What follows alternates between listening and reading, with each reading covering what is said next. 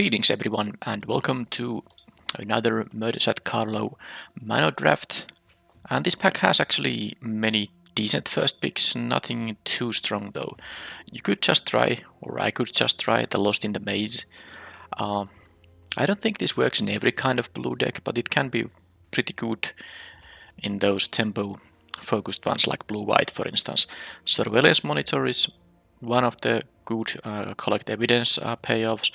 Reckless Detective is just a very decent 2-drop in whichever kind of a red deck you're going to play.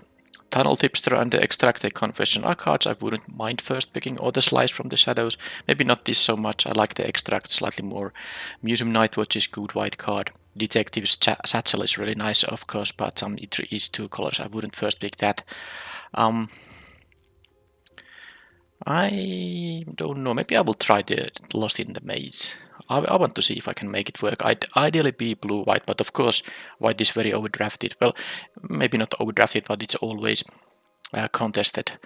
Or well, let's say often contested, so I can't really assume to necessarily do it, but I could try this in some other kind of deck too. Now this pack though, well, the Karlov Watchdog is good, for sure, but I also like the Buried in the Garden quite a bit. I'm not sure if I would like to play this in the same deck as the Lost in the Maze, because this is not a single color card, you can't splash for that, so it would be like a green-blue, splashing for white maybe. Slimy Dual Leech I like quite a lot of too. This is a 4-drop. I'm actually taking the Buried in the Garden.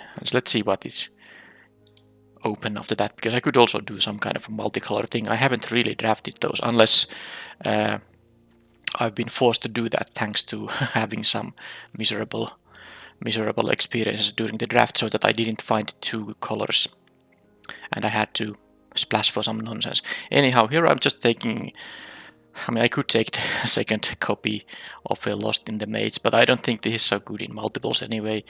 And Northern My Watch is nice, but I'm again going to take one of these special sheet mythic rares, which are extremely rare, and because I'm completing all the sets and I'm collecting all the cards available on Arena, this will just save me a mythic wild card.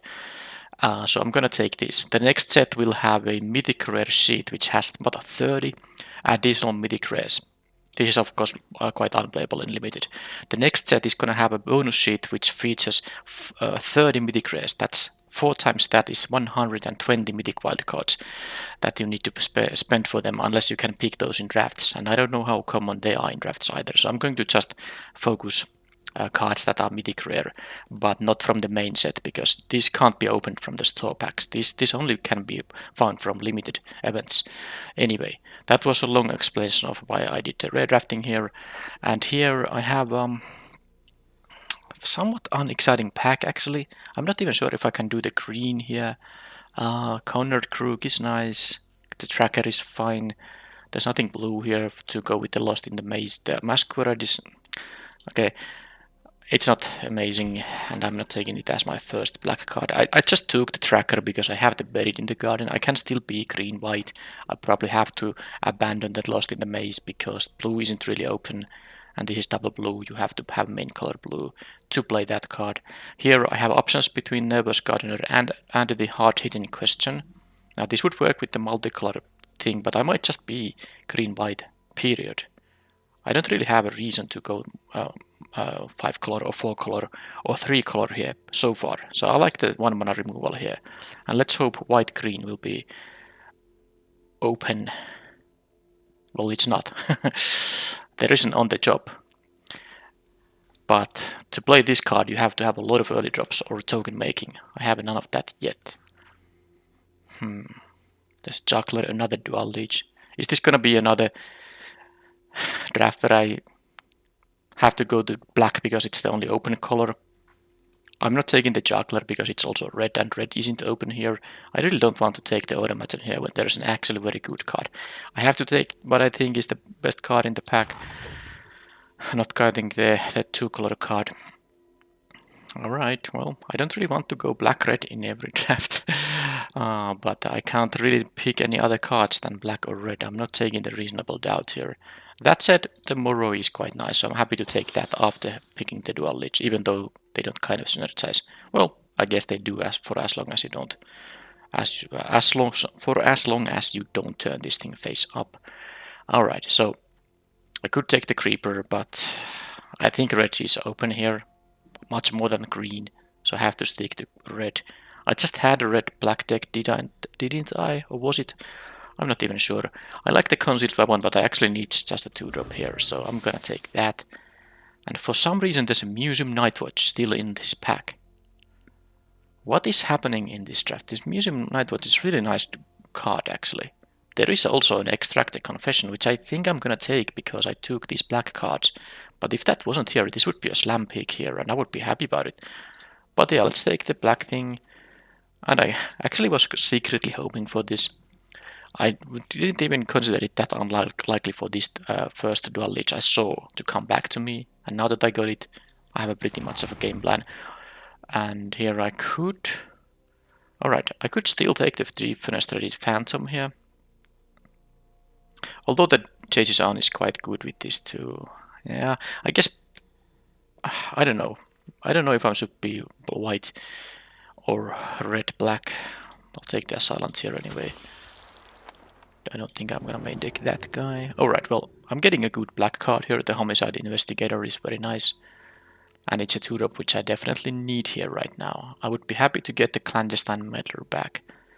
But anyway, this is the pick. Let's just pick it. And I have no idea about my second color until maybe now. Okay. Izoni is a crazy good bomb rare. You don't pass this thing. I mean, you can pass this. Let's say I had now like the blue-white deck. I wouldn't be picking this, of course, but I'm already playing black, so I will be splashing this, and I could still be black-green. Galvanize is, of course, a nice option, which I would be just taking here if there wasn't such a bomb rare. There is also a very good white card here, but I don't have to worry about any of that. I just take the Izoni, and I will either splash green or be straight up black-green. Okay. Yeah, this is a interesting choice. I mean, it is between the Murder and the Whipcracker, and the reason I actually think the Whipcracker is slightly better, and I would take it. But I'm just considering that which one of these is more likely to come back to me at pick number 11. It's possible that one of these, or maybe even both of them, whichever I pick, will come back. But I think I will be missing out on the Whipcracker more than the Murderer. So I'll take this high quality 2-drop here. And this will be black-green now. I'm not going to just splash for green. If I took the Murderer, there would still be the option to just splash for green, but it's too late now. And it's fine to me. I'll take another Extract, a Confession here, and I will cut the few red and white cards in here. Buried in the Garden is actually splashable, but I wouldn't be splashing this as my only white card, and I would need to have a bunch of fixing for this thing too. So I'm going to put it to the sideboard now at this point. Alright, green, by the way, isn't the best for the Slimy Dual Lich, but it's still gonna be good enough. And I'll take the Gohound because it's actually quite... Anything with Menace is very good with this Death Touch. +1/+0 power, of course, means also that this will be able to kill 2 blockers if it has Death Touch and the Power Pump. So yeah, let's take it. And... Alright, I'm very happy to just take the mana fixing here. I know there is a slice from the shadows. I have a couple of extracts here, and the mana fixing with these rare lands it's just very valuable. It is going to make your starting hands more capable because you are more likely to have both colors, and the Surveil is no joke either in these lands. So I'm gonna take these now that I know I will be black and green, or at least splashing the green. I will pick these things highly, and that's the choice here now. Okay, I'm very happy to take the Tunnel Tipster here. Absolutely. Turn 5 Izoni. Now you want to actually have the Collect Evidence 4 up when this enters the battlefield, but it's not really that big of a... I mean, that's not a lot of evidence to have mana value total worth of 4 in your graveyard when this ETBs. Okay. There is a third copy of the Dual Lich. I'm not taking it though, because I think I have this, what I think is the best of these split cards in the set. The push and the pull. This, when you play black, you can always cast both health, so that's easy pick here. The 6 mana version can be just a game ender, and the 2 mana version is a very, decent removal spell. And I don't mind having the repeat offender. The puzzle here is okay, but I think I'll just take the 2-drop here. There's not a lot of green here. I could take the Gadabout here. How many disguise creatures I have? Not that many. Alright, so I think I'm still taking it. I kind of like it a little bit. I like it a little bit. What does that even mean? Well, that means that I like it a little bit. Alright, shading format. I'm gonna explain it soon why I like it, but I think this is the only card for my colors. The reason I like it because when you are green, you might have pump spells, and of course this has hexproof on your turn, and then it's fantastic to use pump spells it on your turn. Alright, so let's take the Hellion over the second copy of the Assailant. And one more pack. Double Gang. Conrad though is very strong. And the Eavesdropper is a nice card, I wouldn't mind having it. My fixing is pretty non-existent right now. I know Double Gang is good, but this of course is mostly good if you have the 8 mana to do the X equals 2 version of it. So, because I'm not really sure if I can or want to have a lot of extra mana sources in the deck, and I have a very good card in the Sir Conrad here. I'm just taking this, and I'm letting this Double Gang go now. Okay, Flourishing Bloomkin is pretty nice. Yeah, I'll take this.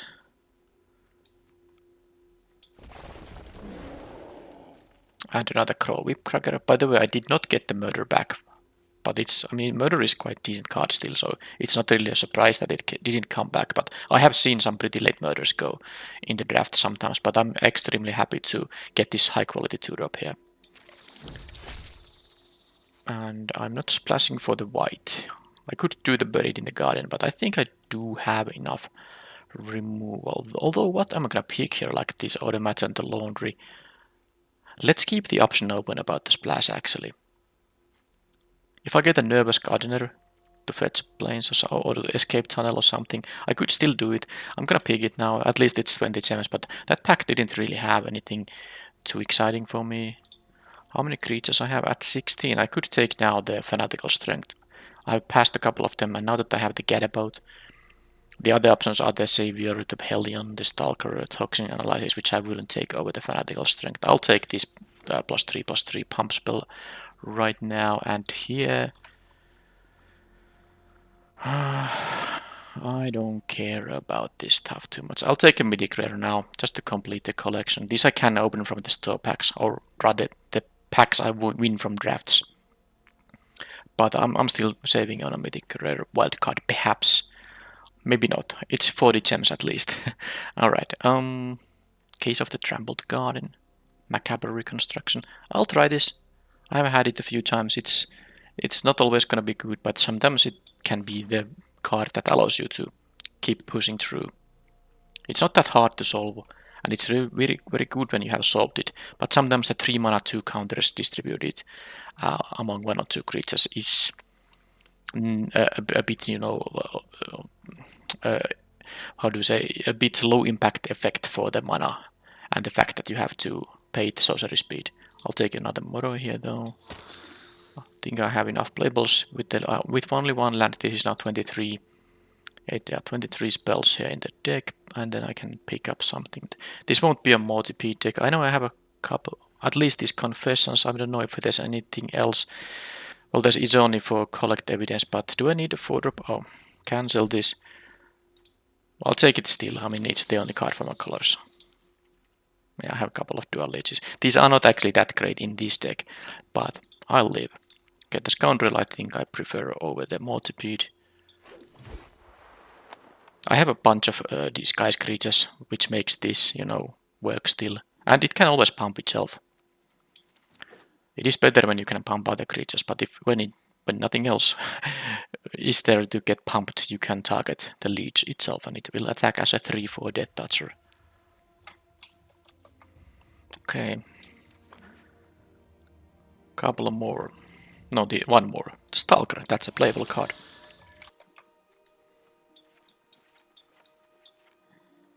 $26. Alright, I'm going to cut the multipede as the first thing, but let's see how many collect evidence. I think I know there's at least 3. And that's all the ones there are. Couple of these and one of these. Although usually when you get to collect evidence with Izone, you are so far ahead. Well, maybe you are not far ahead, but you at least, compared to the situation before resolving this, you are getting a huge pump to your board presence if you get to collect the evidence. So it's really, I know it's synergizing with the multipede, but maybe it's kind of an unnecessary boost at that point. So I will not play the 4 mana 3/4. I have a couple of 4 mana 2/4s. This can be in this deck a 4 mana play. The effect works as an ETB and as a turn face up thing. It is kind of interesting because in this cycle of these cards, there are cards that have the trigger only when they turn face up, and then there are cards that have the trigger when they ETB or turn face up. I think that's the cards that have it only as a turn face up trigger, I guess they are slightly more powerful as a default. I mean, you imagine if Dog Walker gave you the 2 tokens when you played as a 2 mana creature, that would be of course crazy. So, but that's something to keep in mind, that it's not, there's no consistency. Some cards get the trigger in both cases and some only when you turn them face up. But this one works in both cases. Right. Moro is often 3-drops. This can be a 3-drop. This will be a 3-drop. This often is 25 cards. I will play the one of Go-Hound. It will get me the Surveil with each of my disguise creatures and some of the cheaper cards. This also I kind of want to often play as a 3-drop, but there's an option to play it as a 2-drop, of course. The Informant, I can't hardcast it, so it's always gonna be through the disguise. So I don't think I'm gonna play it. I'm also not going to bother with the white splash because I still have to cut a card, and I have only basically one way to fix my mana for white. And this, you know, I picked this because it's a mythic rare, not because I have any intention to play it. If you had a lot of self-mill, yeah, maybe you. Well, no, not even that case. I'm just getting lands after you already paid 3 mana for this. It's not going to be enough in most decks, at least. This could even like mill you once for each turn. At the beginning of your upkeep, mill a card and then return a land card. Would that be too strong? It is a mythic rare. I don't think it would break any constructed, and it would not be a bomb in limited either. But yes, that's what it is. I will be playing 17 lands. Most likely the Tapster is the only thing that actually can give me a little bit extra mana. Not counting this, but once I'm at 5 lands, the extra mana doesn't matter that much. It's nice to get the forests though, because, well, actually in this deck 2 things. First of all, it will of course grow this thing by, you know, 2 stats, but also these have the basic land types. This says get 2 forests. They don't have to be basic forests, so I can get the survey land, which is a little bit of an additional value. It even might be my second black source for the Sir Conrad or something like that. Alright, I have to cut something. I'm just thinking that, okay, I barely have enough 2-drops. I guess the Extractor Confession is just a 2-drop most of the time. I mean, most of the time this, you can count this kind of as a 2-drop, because if the opponent doesn't have anything on the battlefield, then it's okay that you don't get to deploy anything either. But when they do, you can at least eat their thing with this thing. So it will be a 2-drop when it matters, unless the opponent plays like the 1-2 create a clue token 1-drop, then of course this is quite bad early in the game. Alright, so yeah, this is 1, 2, 3, 4, 5 2-drops, and then this Bloomkin, which you could play as a 2-drop. Usually, I think I would consider playing this as a 2-drop in games where I'm holding like 3 forests to make it a 3/3 on turn 3 or something like that. But usually I'm gonna wait for the disguise. Anyhow, I'm not going to cut the cheap cards here. I'm not going to cut the Go-Hound either. So I already caught the informant here. I want to play the Sir Conrad. Of course, I'm gonna play the push pull. This should be actually in the 2-drop slot.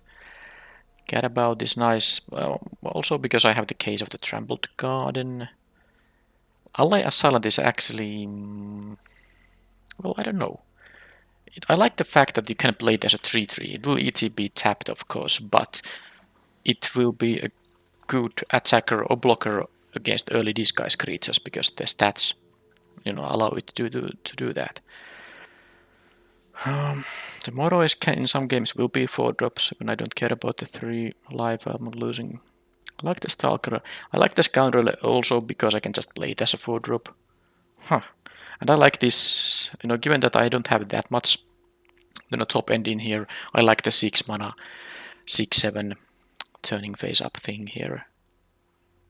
But something has to be cut. This is 18 creatures, so it will be a creature, it won't be any of my spells.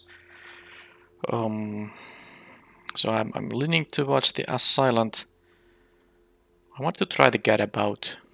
It's also good with the hard-hitting question. They can't respond with spot removal on the Gadabout. I like the Flyer more than the Assailant. Okay, I'm gonna cut the Assailant. After all, because I do have 2 dual leeches, maybe I don't often want to play this as a 3-3 because of course this won't get the... can't be targeted with the trigger in that case. So this is the deck. How many... okay, in the end I first had only a few green cards, but I picked a bunch of them later on. So this is nice. I want to also check how many disguise creatures I have. 6. So that's gonna allow the tipster to grow into 2/2 and sometimes into 3/3 quite easily, which is also nice. I quite like that the mana guy is getting some stat boosts later in the game when the mana might not matter that much anymore. Alright, this is easy mana base here. I think it is just going to be... okay, no, not any mountains. And yes, please, I do want to have the mortuary. This is more black than green, but this is still a 9/9 mana base. And I have early green cards, early black cards. I should have the balanced mana here for sure. And that's the main deck.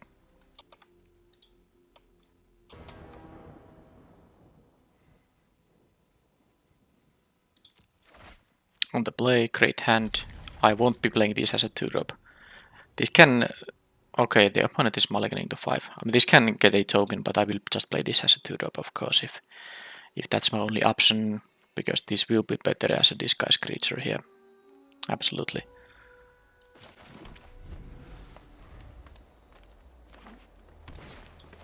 Okay, I can't kill that.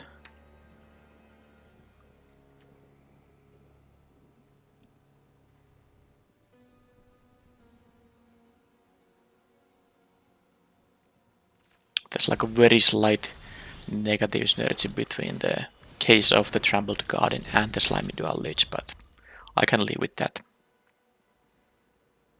I can always choose to not put a counter on this thing. Well, I guess if it's my only creature, then that'll happen. Okay, this is a black-green mirror. They milled a Panther, okay. Couple of Morois in here. Well, I'm not guaranteed to get the land on the next turn. I'm just of course doing this. I can turn it face up, but I think it's just better to add to the board, of course. Okay, couple of Mavericks. They might have like a collect evidence focused deck. These are actually, with the Serval 2 somewhat valuable in there. Okay, so that's gonna mean that they have the Death Touch trick. So this will trade, they will get a counter. I think I can make them use it now. They'll get a clue, but it's not like I have a lot of ways to get rid of this card. It's gonna always do something good here. And here I saved some damage. Well, it was only a 1, but now I can actually play this as a flyer. I think I like it more than the option of playing the Dual Lich. Yes, I do.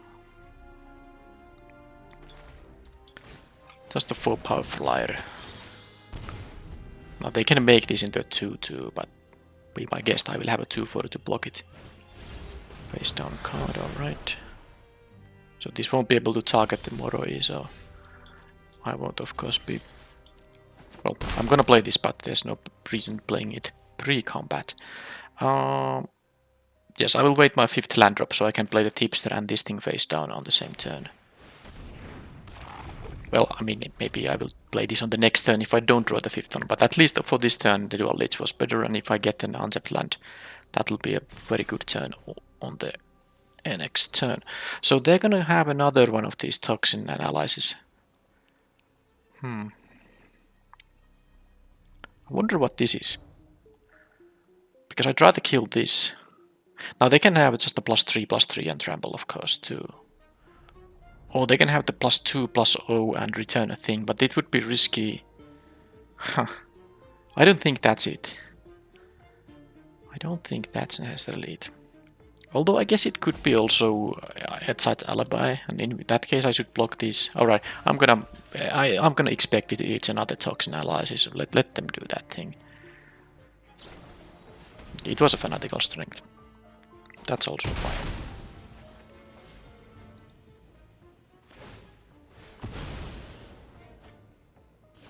Okay, land is good. Land is very good here.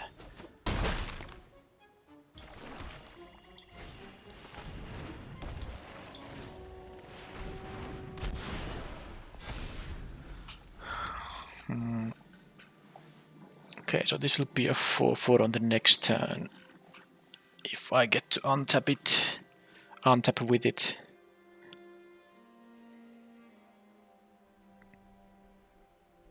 The opponent has done actually well, given that they did mulligan to 5. Okay, this has no indestructible, so I'll take the 2. I can take 2. Fender, this is gonna cost 5. Is there a reason to not do this thing? I can actually play the offender because I can. The one of the forest will be coming to my hand. I can play that, and this taps for mana. So let's just quickly see if I should do an attack with this guy. I mean, I would have to. Let me see. Let me see. I think I don't mind to trade with the scoundrel. But if I want to make this into a 4/4, now this has death touch, it's always gonna kill the thing. If I want this to be a 4/4 attacker, I should do this pre-combat, but then they have the information. I am going to think that this is better. I kinda assume they're gonna block with the scoundrel regardless, because this could be a 6 mana huge thing. I guess the opponent might also want to raise because they think that the Moro is going to make them lose. I have to leave a swamp here untapped. So now I'm missing 1 damage here by doing this. Wait a minute. Yeah, I can take the surveil here. And one of them goes to battlefield here. The surveil land can go there. 1 card onto the other will. Okay, this goes there. I will get the surveil. Investigator is good enough. I can double spell with the case of the Trampled Garden and this 2-drop. So they would be at 5 if I did it differently, but I think then they might have gone for some kind of a jump block or something like that. Now, I don't expect them to get to deal 12 damage to me with that amount of mana they have. And they can't just attack with everything here. Okay, they will go to 7 here, but they have to take the defensive stance now. And of course the Trampled Garden thing is going to be... Is that gonna give me lethal? Because I can make this have, you know, suspected. I think it is gonna be lethal, but I have to make sure. They can't block this. I mean, it's already lethal with the... Yeah, I mean, it just is. In a very, very easy way. Just here and here. It doesn't really matter. Do this, and this is gonna be lethal.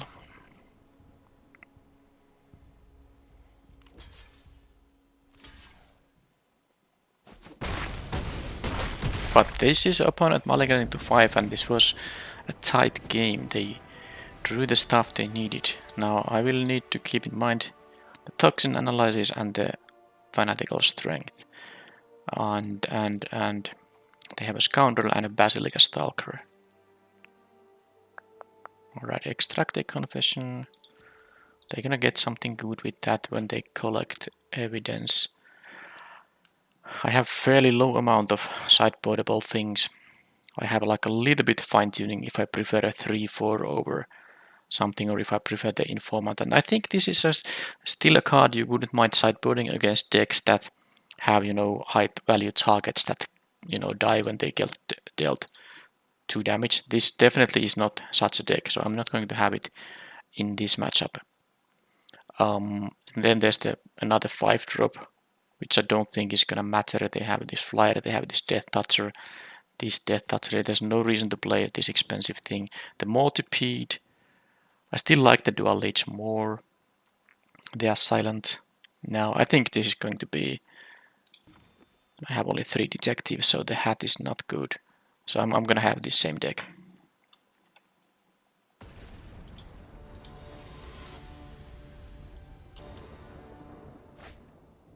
And I'm gonna keep this hand.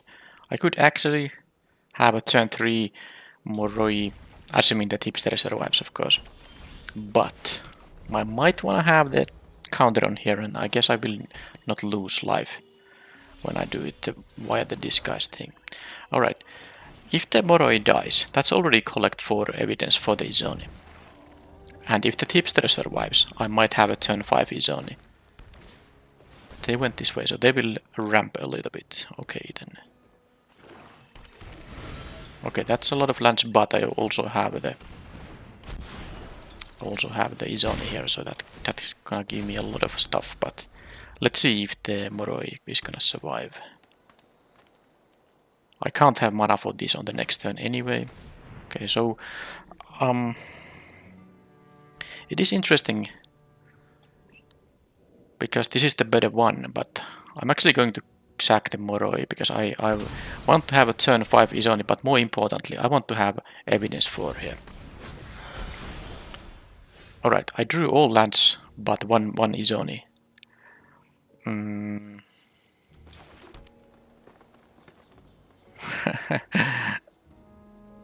not gonna block, but are they gonna block? I'm gonna attack here. Because if they block, then they'd have no board presence either. But because I wasn't gonna block, I wanted to at least deal the 2 here. If they trade it, that would be fine to me. Now I'm really leaning towards this Izoni. They have nothing at least to kinda turn too late. I had of course very bad draws here. So many lands and nothing to affect the board. But yes, now I will have a couple of... Well, actually the 6-5 is gonna be a problem here, but not much I can do about it. Let's do this and see what this is gonna do. I guess I can't just block with Izoni here. Although they have a trick and then I'm dead. Yeah, this is like okay. Basic land. Not even the dual land. Swamp. Okay, so many swamps in the hat. I'm gonna take this.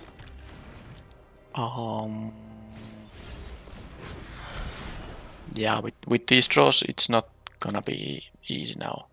I need a spell. Of course, an extract the confession would be a little bit good. Oh, come on. What is this? Triple lands. Okay.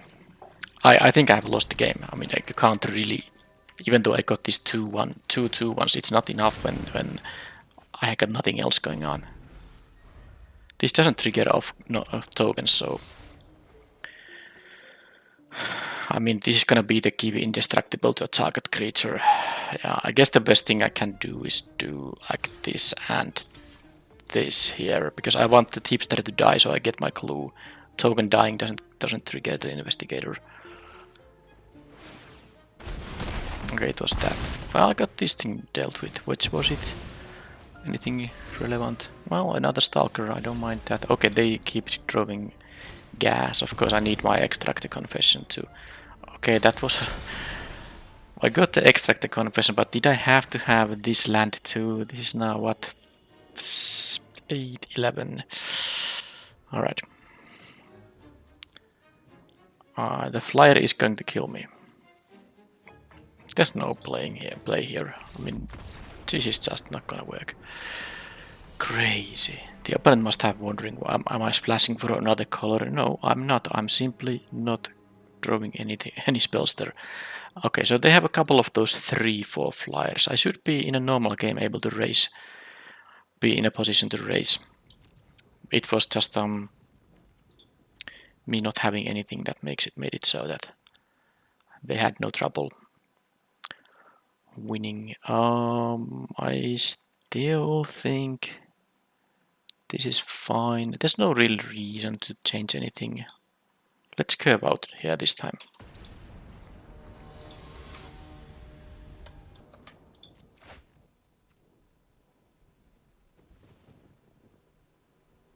I do have a couple of surveils.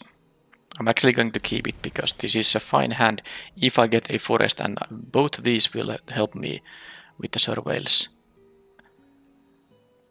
And I have 8 forests and 1 dual land in the deck, and in the meanwhile I can attack for 1 per turn. They did mulligan to 6, so that's a little bit of help there. Okay, that's more things to trigger the surveil with. Okay, that was an unscrupulous agent, which is going to... I do like the fanatical strength here, but I think I just need my creatures instead. So I'm gonna exile that green spell here, and no forest yet. This could be a 4-drop. I don't know. This could be a 4-drop too. I guess I'm playing the Stalker now. Okay, there's the forest. So this is actually now a decent curve out. I can play this on the next turn. Oh, come on, opponent. Don't be like that. Well, I can now discard the swamp, but which one I want to keep? I mean, agent into discard 2. That's... At this stage of the game, you know, that's horrible. Now... I was planning such a nice curve. Play this on next turn and then play this, you know, face down and reveal it on turn 5 because I would have had the lands for that. Oh.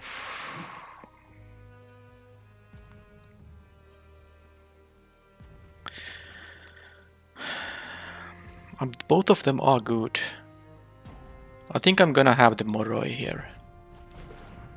Just gonna hard cast it.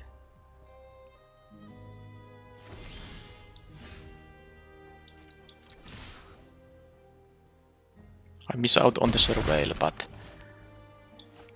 if I get a land on the next turn, that will turn this face up. I'm not going to waste. I don't care. If I draw a spell, I guess I'm somewhat happy, and if I draw a land, I'm happy to get to, you know, turn this guy face up. Okay, well, I got the land here, so there is that. Now I don't want to draw a land. Alright, that could be a winning play.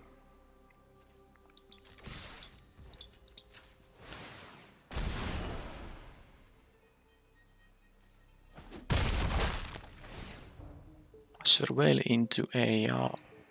I don't need a land. I know I have a 6 mana card here. Yeah, with the Scoundrel and the Moroi, I can have a pretty decent attack with those guys. Okay. I'm sacking my... Okay, they didn't have the evidence for that. Okay, good. Just don't make me exile my final card. That is important. Alright, I can extract the confession from them, but I have to be careful about what to exile. I actually don't want to necessarily use the...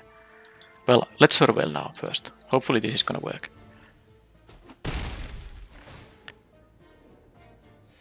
Okay, Dual Leech. It's a nice card, but it's also something nice to...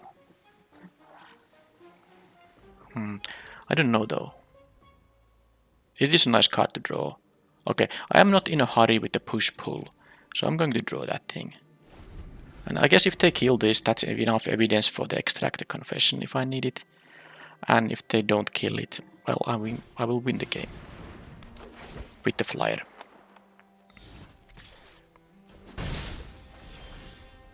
Again, this won't pump this guy, so I'm going to go here and... that's it's gonna give me a victory on the next turn, so let's keep it on top. Because I can give it 2 counters. You don't have to give it to 2 different creatures. You can give... okay, forget about that. You can give it 2 counters to a single creature. Now, I can use the... Oh, they're gonna go for aggression here. Now I don't have a land here, sadly. But I have a... No, I don't have. If I give these 2 counters, this won't be able to target itself.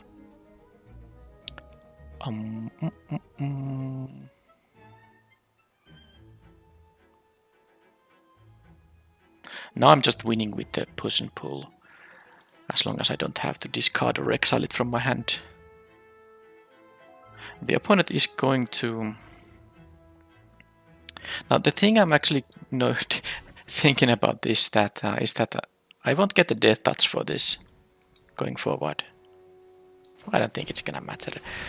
They are going to... Yeah, they are gonna, of course, jump it now, and now I can actually extract. This has death touch, so yes, I'm going to make them. I don't even need to collect any evidence. I'm gonna make them sack that thing. So they need something that is gonna be able to block a 4/6. So let's see if they have that.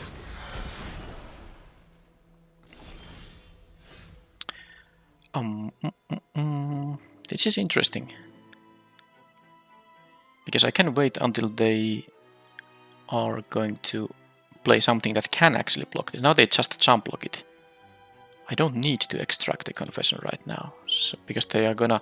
And if they are not going to block, then I will extract post-combat. But if they just jump here, I'm fine. Oh, but they could have the...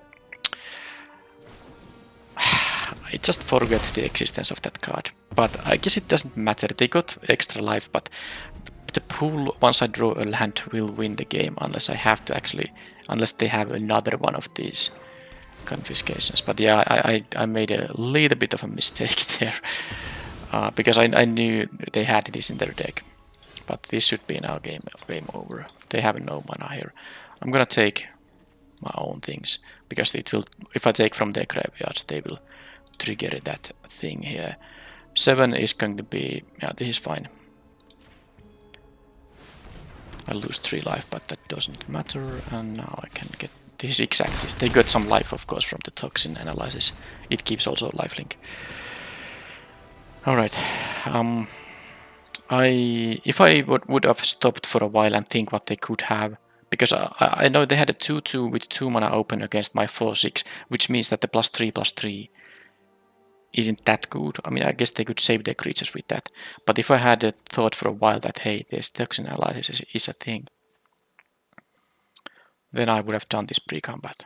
But I did have this thing in my hand, waiting for the 6th land, and then I just win. So I guess it was fine, but I could have played it better.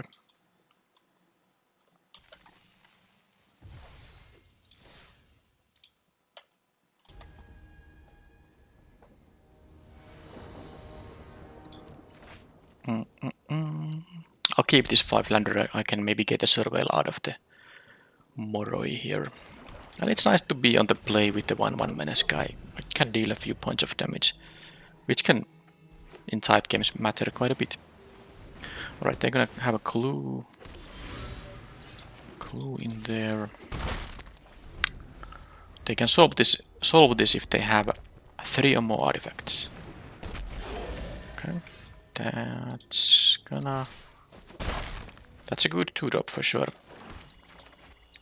But I get the surveil hopefully into... I mean, if it's a land, at least I hope... this was a good surveil now, but I hope the next draw won't be a land as well. So are they going to discard a card or sack the clue? They have like a little bit of an incentive to keep the clue on the battlefield thanks to trying to solve this case. Okay, so it is blue-red clue deck. Cryptic Code. Well, that's an insane card. How to do it then? I have to win by racing, and I'm going to do it so that I'm gonna turn this thing face up, attack for 5, play the tipster, and then hope I don't lose to Cryptic Code.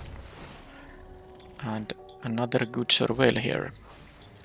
So 6 lands here, 2 in the graveyard, 9 in the deck. So 9 and 19, that's a very high chance to draw spells. So I will lose this game if they deal with the Moroi, and it having 2 toughness means that it's very easy to deal with the Moroi. Because of course Cryptic Coat will win any game. They even had the opportunity to play the Satchel and they discarded it. Because the Satchel gives them, you know, tokens to block the Moroi, and they have this thing to sack the clues. Because they could have just sacked... Well, I don't care what happens.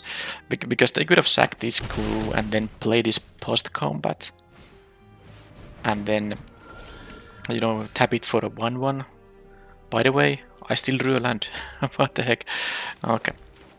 So let's get rid of this guy, and if I draw an Izoni, I won't be even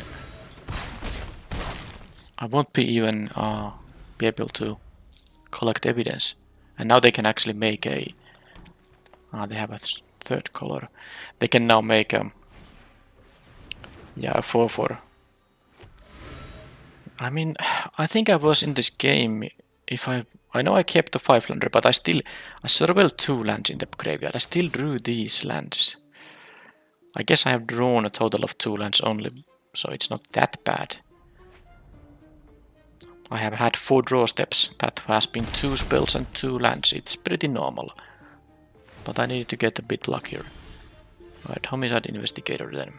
Let's surveil first. And of course I will play this pre-combat, because this solved case can actually work as a...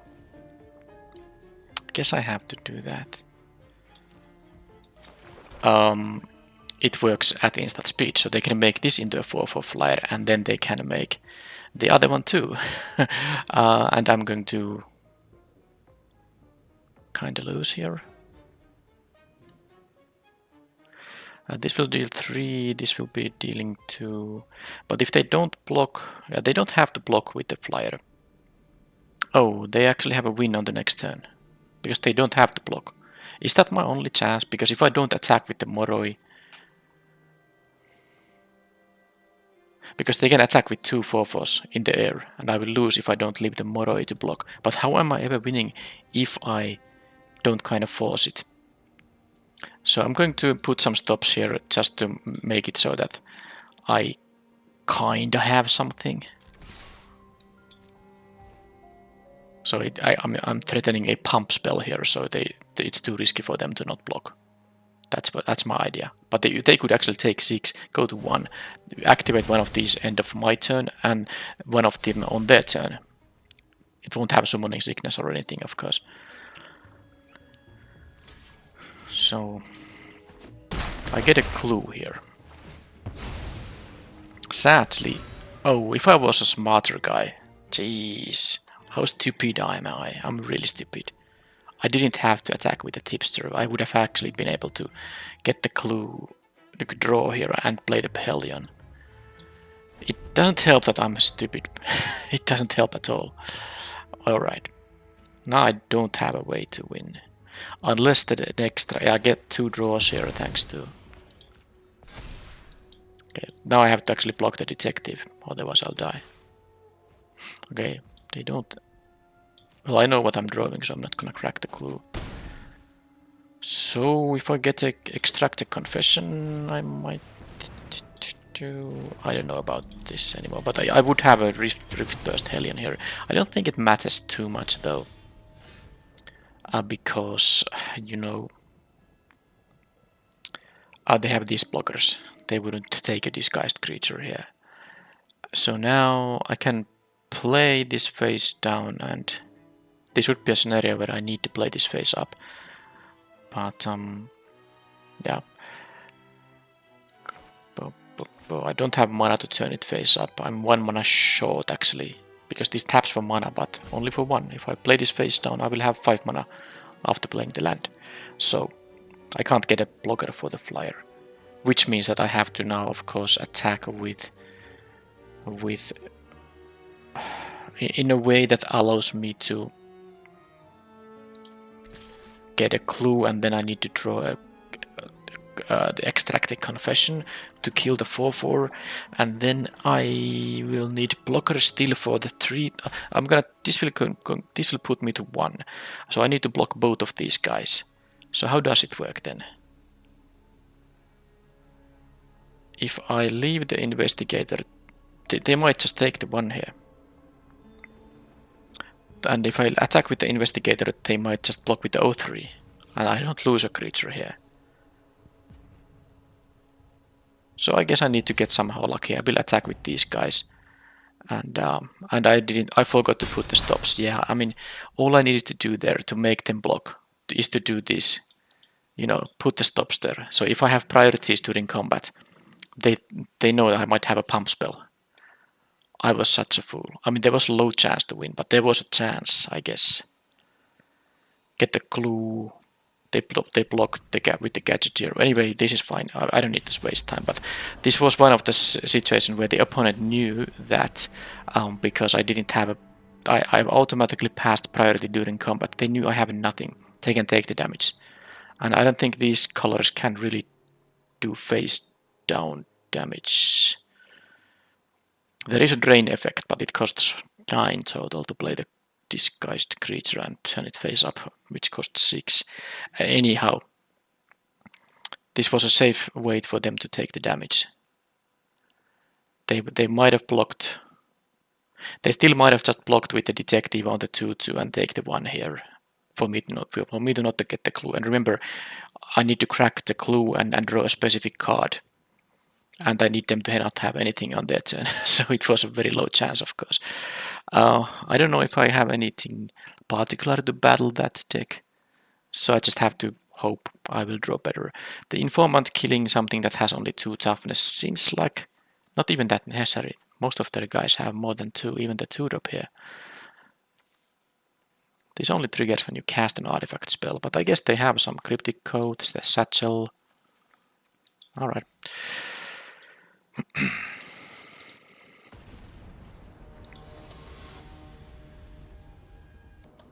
Now I need like a good curve out, nothing like a 5-lander, but this isn't exactly good either. I mean, my mana base is 8+8 plus a dual land, and I'm struggling here. This has to be a mulligan, because this doesn't really do much, and I need to get lucky with the swamp. This is okay hand, but I'm kinda annoyed that I don't draft those multicolor monstrosities, but still I'm somehow struggling with my lands. It's not right. It is unfair. Okay, I get to kill the clue for free. That's at least something. I get a spell here even.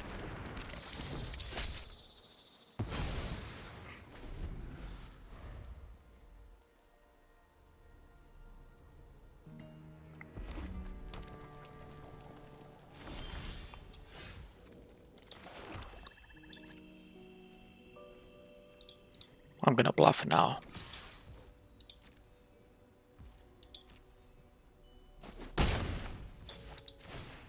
So next turn, Case of the Trampled Garden. Turn 5, maybe turn this face up. That's assuming I don't draw, something other I want to cast.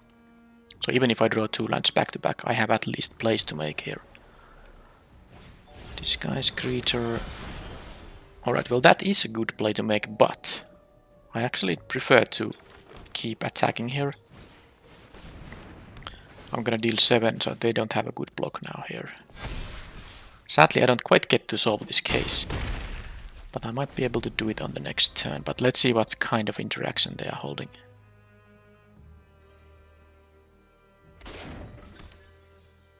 Clue land, Inspector. Okay, so nothing on my turn. They already played their land, so I'm guaranteed to solve my case if I don't attack with the Whipcracker. And there's no point attacking into the 3/2. It would be a bad trade. I can't make them... Wait a minute. I could make them extract the confession and add this, but I'd rather attack for damage here. Because I can make this into a 4/5 flyer. They go to 6 and then I have 8 power to solve this case.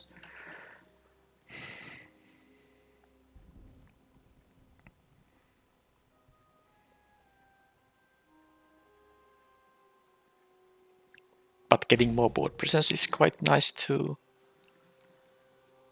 They are forced to sack the 2/2 just because this attack would be too nasty otherwise.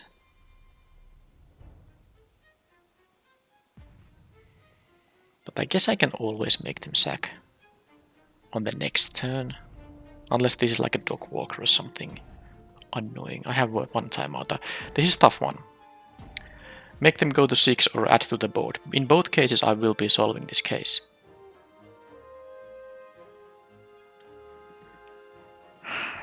Yeah. I just think I like this more. I get the surveil here too. That's not, useless at all. That's gonna be fine. So now whenever I attack, I get +1/+1 counter on an attacking creature. And it gains trample until end of turn. So the first question I'm asking them is that do they have something for the Basilica Stalker? And the second question is, can they somehow... and of course this is not quite lethal. Even if I give it a counter to it, they will go to 1. But it starts to be pretty nasty for them if they can't stop it. And then of course I have a lot of more other things going on here too. So they have now ability to solve this case, but it costs 3 mana to turn a non-creature artifact into a flyer. And they don't have the 3 mana this time. So my turn is just going to be... If I add a counter here, they actually have to double block it if they want to kill, and if they double block, my 5 power here will be enough to deal with both. So I get just rid of 2 creatures. Not to mention I get the clue token, and then I can finish off their final creature. They do have 2 mana of course, but they have priorities, they have a cryptic code, they have this thing. Let's see if I can get to attack here first. I can. Give a counter here, so they have to figure out something now. Technician, okay. Not bad, but still not great. Yeah, and I will get to trample 1 point here as well. And now I can just... Now this is a cloaked card, which means it can be anything. It can be just a land. Now it can be a creature, and they could turn a creature face up. But I think it's better to add to the board. I guess they might have like the blue-red wrath effect. Draw 2 cards, discard 2 cards, and then deal damage to every creature equal to the number of... equal to the mana value of the card. The card that is more expensive one when they have to discard 2. So... Then again I will get 1 clue if they wrath this board. Sure, I'm gonna do this. And I haven't seen that wrath, I'm not going to play around it. Plus they would have to have a 5 mana card to discard, which is of course not impossible at all. But that's still something they would have to do.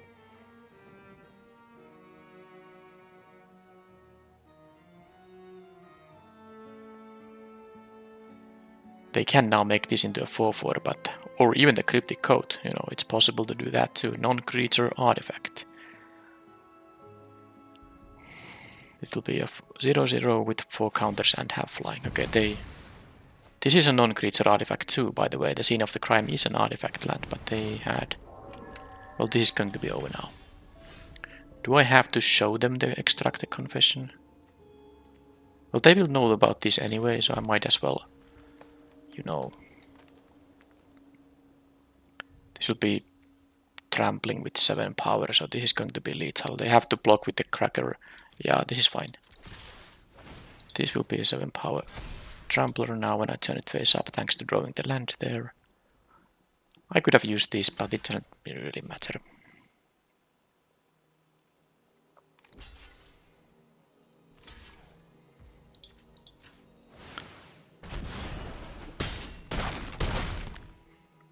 It's quite nice that the solved version gives the trample, because the first one doesn't. So you might think that it doesn't, because it's kind of works differently.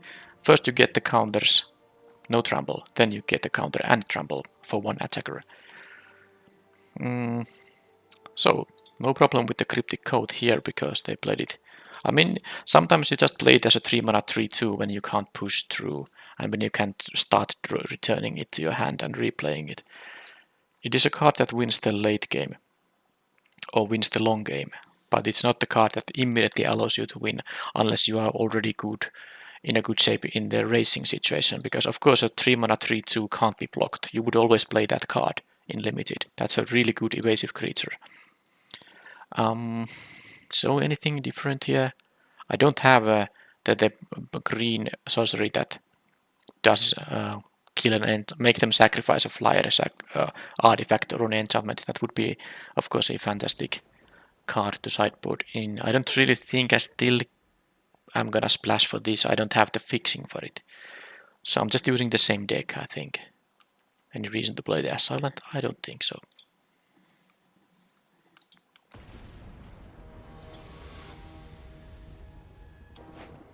And they go first. I have a decent hand. You know, I will maybe use the push just as a removal.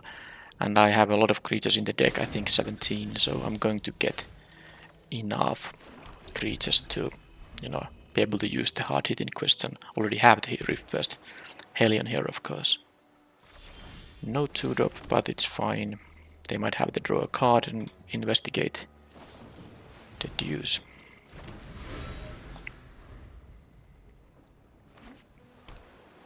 This guy's creature, oh, they just get the Cryptic Code all the time. Now, of course, when I missed my drop, this is going to be more difficult, but what can I do?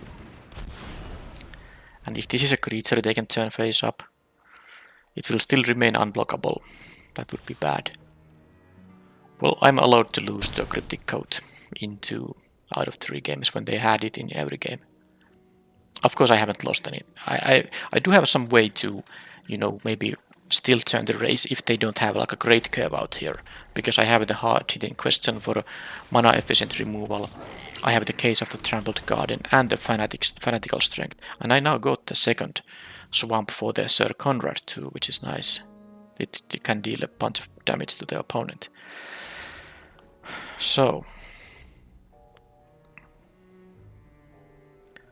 what is the kind of mana efficient play I can have here? I actually feel like the play I'm going to have here is kill the 3/2 here and just give this a couple of counters and hope it's going to be good enough.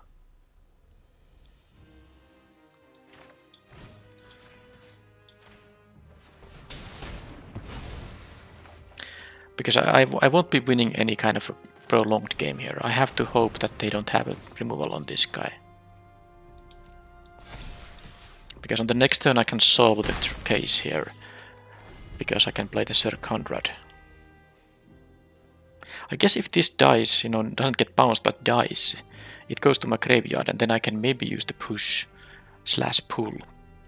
Well, I can use the pull specifically to deal a huge amount of damage, especially if I have solved this case at that point. Because I will get a trample there. But let's not get ahead of ourselves. They are going to have a Kellan there. That's a good one, but they can kill my artifacts with the triggers, or can eat their own clues for free. This wasn't exactly what I wanted to have. I wanted them to not have an explosive start. Now they are dealing 6 to me. The good news is Sir Conrad is still here. And I can cast it and I can solve my case. This has vigilance, so I can't actually use the push to kill it. And it costs too much to kill this guy. I'm definitely doing the Sir Conrad here. They can make a flyer for themselves. They can actually attack for 10 damage on the next turn, actually 11. But that's not going to necessarily be so great an idea for them. No matter what, I'm doing the attack. They are not gonna block. And even if they would, I have the Fanatical Strength in here. Yeah, the fact they have the 3/4 Flying Vigilance guy here, that's going to make it difficult. Because they can actually put me down to...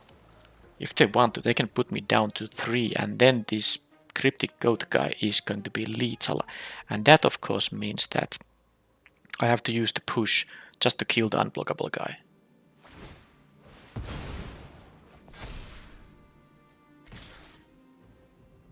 Maybe they have like a... Okay, they left this to block, which makes sense. Oh, but then again... Well, yeah, it's gonna be... it's just... it's tough, because if this was a regular 3-drop, I could actually now block it with the 5-4, but I can't because it's unblockable. Now, I have a bunch of trample damage here, but I think... Oh, please, no, no, no, no! Why? They had the perfecties. I said that they just must not have perfecties after having the cryptic code, but they had it. Because, you know, I had here actually 13 trample. I guess it's not enough. They were going to block with the Kellan, I think, or this guy, but I was so close here. Because I can give one of the guys trample here, and this can get trample for the other one can get from the fanatical strength. But they have all the guys are something I can't block. It doesn't matter what I do with the guy here. Yeah, I mean, it's just game over. If they didn't have the Crime Stopper sprite, or if they did not have the evidence for it, I at least could have, you know, tried to win with trample, because yes, it does work it so that this gives trample to this guy, 5-5 trample, then I can make this into an 8-7 trample. That is 13, and whatever creature they're gonna use to block is gonna get triggered by this thing. I would even have the mill card if I mill some creatures, more pings. It's such a shame because they had to have this perfect curve here.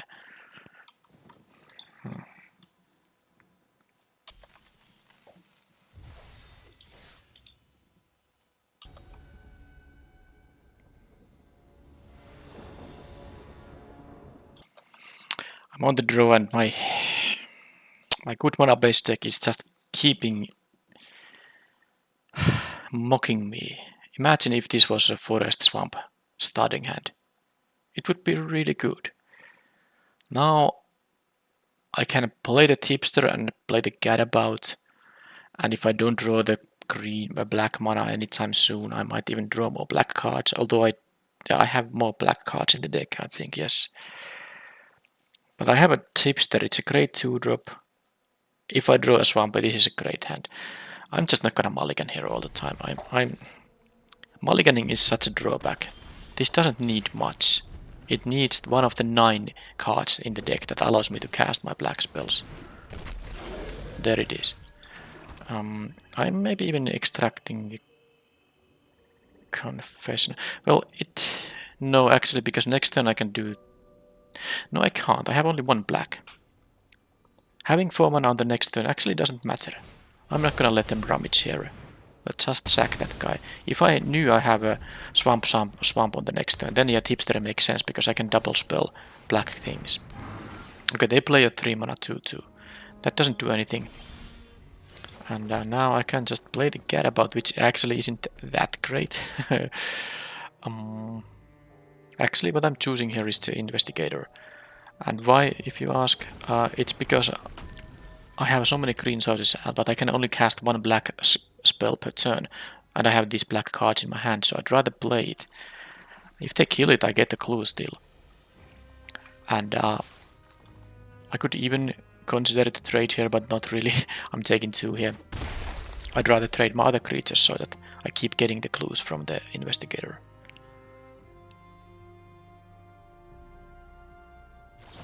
Okay, they had to do that. Anyway, is this mono red? Okay, well that... Where was this card when I was facing the cryptic code a lot of the time? Here it is going to be so that I'm gonna draw a card, I think. No, maybe I should use the... Because I have a forest in my hand, I should do it like this. I'm gonna play the tipster most likely, but why not draw the card? Okay, the second black is Good to have here. So now I do have the evidence for the Izoni if the tipster survives. And if it doesn't survive, it's no big deal. I have already 5 lands in here, so I assume I'm gonna get the 6th one at some point too. Okay, that doesn't do anything either.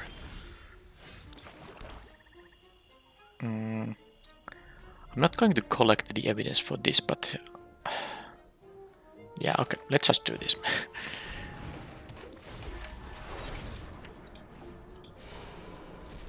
Because now I have good blocks on a lot of that stuff. And this has also sacrifice 4 tokens, several 2, draw 2 cards, gain 2 life. I don't know how often that's gonna come up, but it will come up if you get second collect evidence for this. Then you will already have 4 spiders, but they have a kill on that thing, which is fine. I got value out of it, and now I can use the extract the confession. These have menace and reach, so they can actually attack there. Also, I can use the pool to get the Izoni back, and if I still have collect evidence 4 there, the trigger will happen. I guess it will also be attacking, that's great. Okay, here it's fine to do the block here. I can just use the kill spell on the crook without actually using the collect evidence here.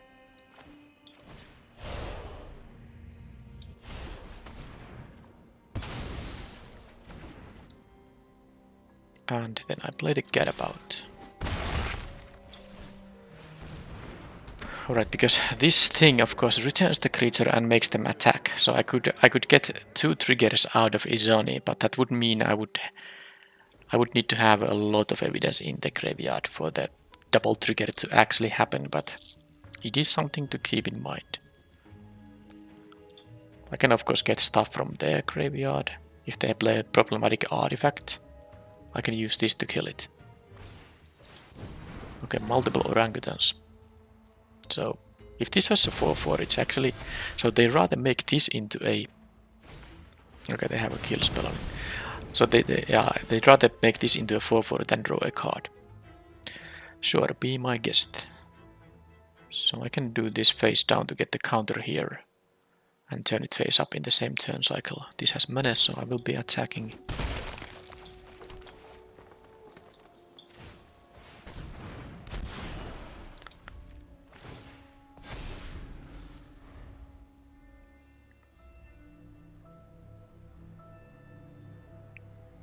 I guess they might be mono-red deck because they are playing like 2 orangutans, which is not a card you want to play in the main deck necessarily at all. They have a Bus Cruiser. So when this enters the battlefield, for each player destroy up to 1 non-basic land. Okay, doesn't matter for each land destroyed. Okay, so it's a 4/4 trample flyer, which is of course good for 4. Especially because I have a 3/4 here myself.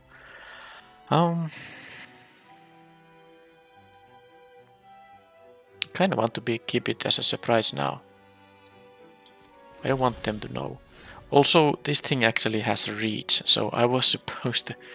Now this is a good draw though, but I was supposed to...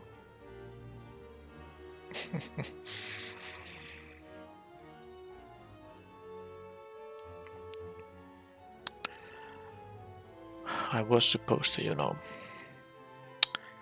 turn it face up maybe. So it will have 6 power now only. So if they double block, it's still gonna be bad for me. So I can't risk it.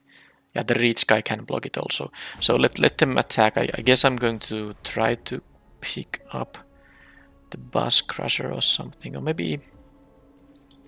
Not really. I'm going to just use the push on it. Yes, it is tempting to get the push pull with the Izoni. I mean, I'm already going to... No. Let me see.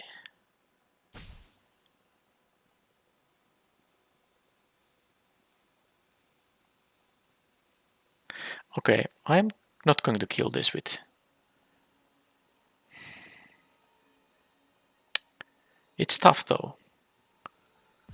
I could clear the way so that I use a push on this thing and then I attack into this and use the fanatical strength, and I will be remaining with the... With, you know, a 3/4 flyer, but Also, just having the Izoni trigger a couple of times is great. Okay, I'm gonna do a little bit of a risky move here. Okay, they have a herring, which is fine. I'm gonna get rid of the orangutan here with the fanatical strength, assuming they don't have a trick, which would be horrible. Okay, the bloomkin is going to be quite nice. Now, they might think that I don't understand that the orangutan has reach, but I of course know, and I hope that they block. I also hope that the final card in their hand is not +3/+0 and first strike, but we will see now. They do have priority thanks to the red herring here. Okay, that works, and I get the Sorwell here too. And if it's a spell... Oh, it is...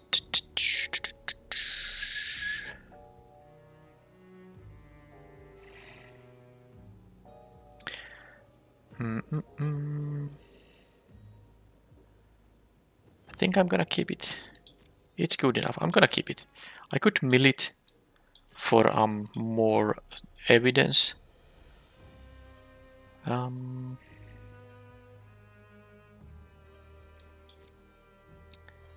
don't think it matters. I'm gonna keep it now.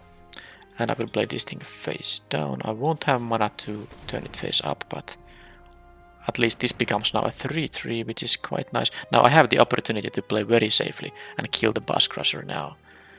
And with this board state I have, that actually isn't a bad idea.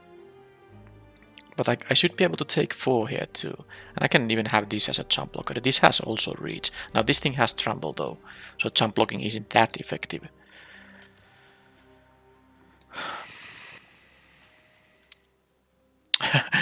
It is kind of a... Okay, I'm gonna do the riskier thing, but this is more like a... The reason I'm doing this risky thing, because I don't want to count on this guy surviving. They might remove this, and yes, I still have the Bloomkin thing, but it's gonna be... Yeah, I don't know. It's a difficult decision, I think. Okay, there's a double striker trampler thing. So is this a victory if I... because they are tapped out, I have all the information here. I can get an Izoni and the Gadabout. I can get 1 trigger out of the Izoni.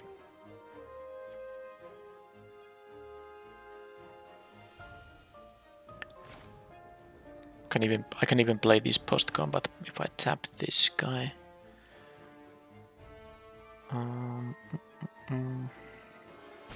So Izoni has menace, so it's 5, 8, 10 damage, and then they block.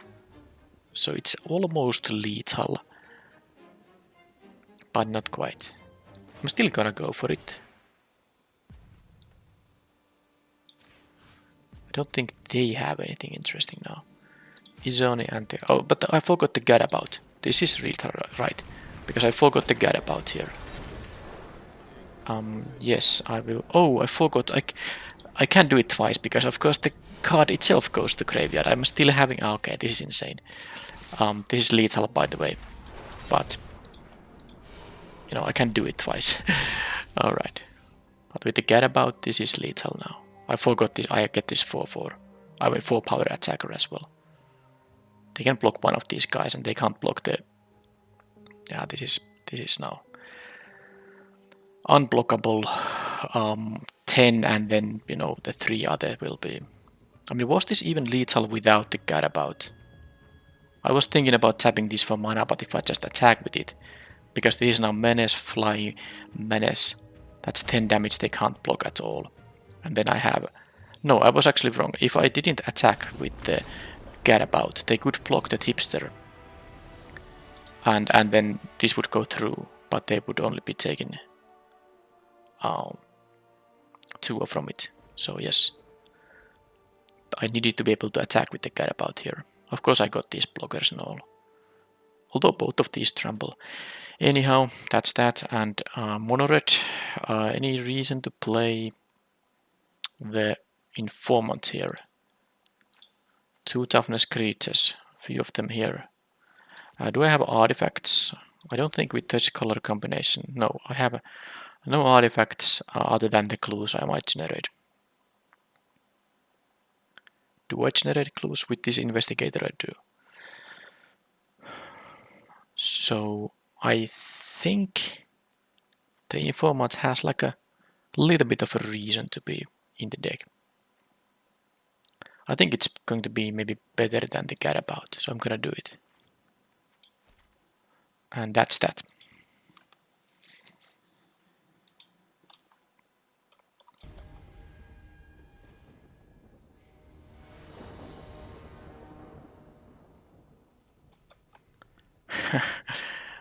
Can I have anything else than 5 Flanders or starting hands that have 2 or 3 lands but only 1 color? I'm keeping it. I get the surveil here. It's gonna improve my draws slightly. Land. And land that goes to graveyard. Do I have 3 lands on top of the deck after keeping up 1 lander? No, I didn't. That's good. So I can do this, and next turn I can get the surveil if they don't kill the Scourhound. No plays whatsoever.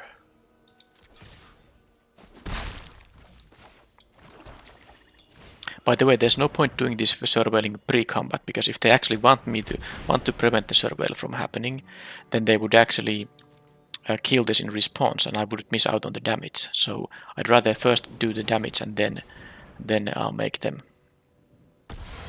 do the surveil thing. The exception would be the kind of removal that only works on attackers, but of course with red that is not really a thing. Alright, so I have 1/1 and they have a bunch of removal, I guess, because they haven't played any creatures. And I have the evidence. No, I don't. I'm still missing some. Cornered Crook. Well, I'm gonna just... I don't need the evidence when I can just use this thing. My deck has 17 creatures. I have drawn 2 of them, so the deck has 15 creatures left and 12 non-creatures. So that means over 50% chance per turn to draw a creature. Okay, there is one of the most low impact ones, but the good news is...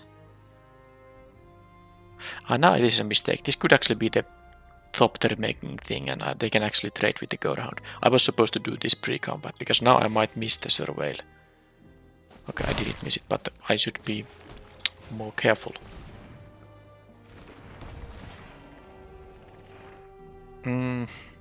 I need a creature.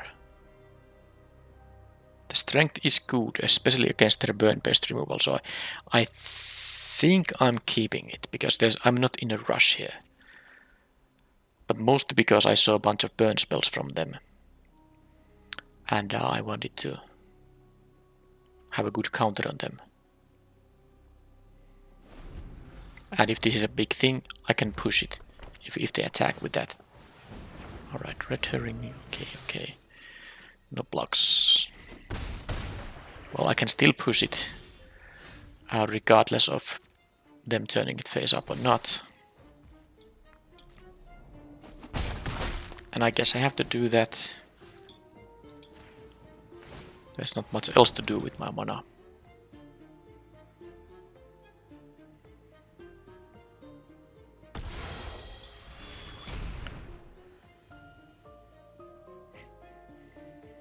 It could be a dog walker, but I would be surprised why... Okay, that was a good one.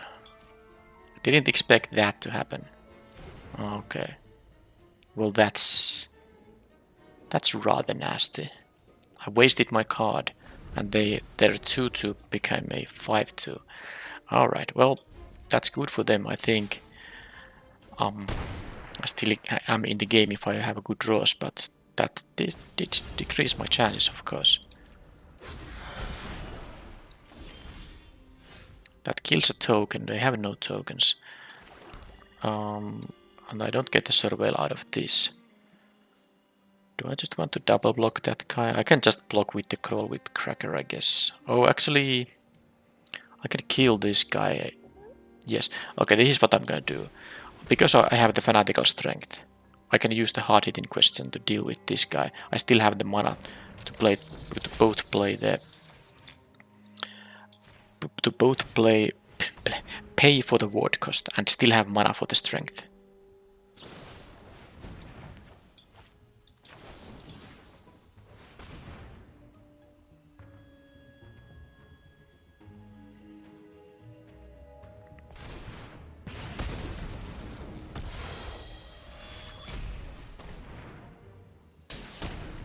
And that was a basher. Alright, I'm going to trade the herring with the whip cracker.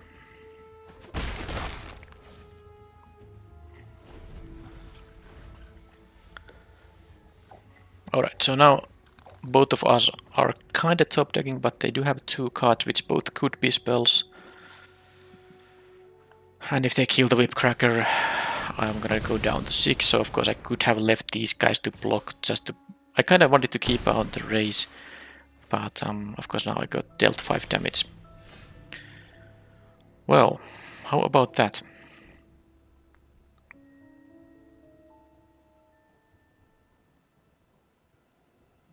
I mean, I'm gonna get 3 blockers here. I'm going to keep the race on. I get 2 Sorwells too.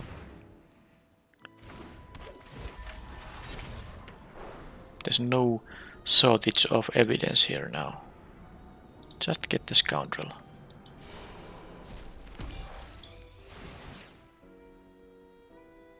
Thank you.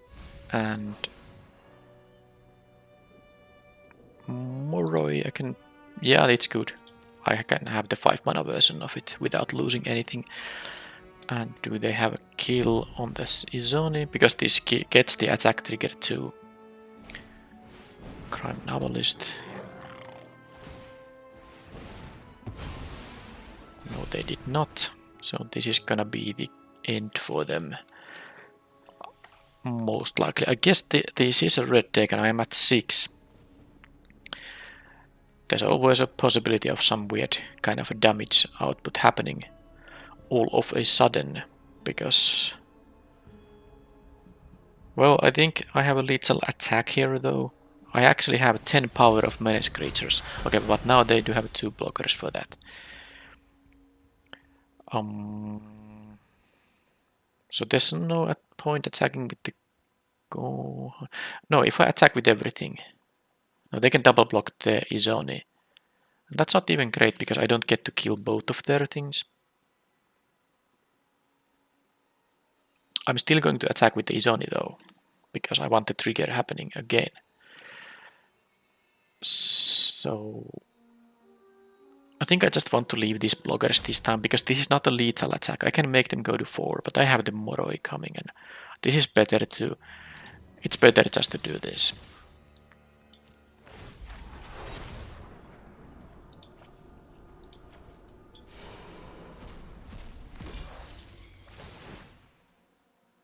Yeah, I can keep this. And then I could sack 4 tokens to do this thing, but I don't think... Oh, they're... Yeah, these things have menace, so they can't really... Okay, so they went for this. I guess this is the best chance for them, but I have a 2 life gain here happening if I so desire. Should I? Just do it right away? Because I can draw this, and then of course they will sack one of these guys. I miss my 2 blockers in here. I think what I'm gonna do regardless is this. But yeah, this is now enough mana to...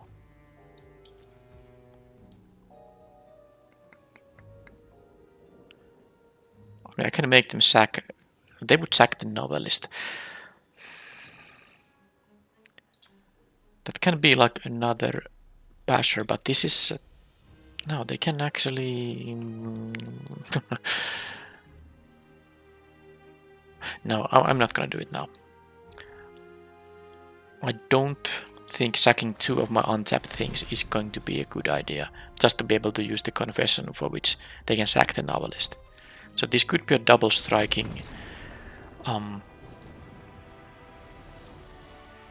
you know, it could be another Bolrak Clan Basher, and they could equip it with +3/+0. It would be okay. It was the Hellion, but let's assume it would be 6 power double strike trample. That's 12 damage, and then there's this thing too, which I can block with like the 1/1. So with 12, I have what 2, 4, 6 toughness and 2 life gain. But when I sack these, actually these won't absorb the trample. I think I would have lost there. I mean, just a thought experiment. If this is a double striker, they had mana to both equip and turn it face up. 7 mana is required for that. 6 power, double striking trample. So I can just say 12 power trample, and I still have to block this. So this I block with a 1/1. And then I can have 2, 4, 2, 4, 6, 8. No, I think I miscounted it because no, I was wrong. This is only 1 toughness each. This is 6 toughness I can put on front of the trampler there.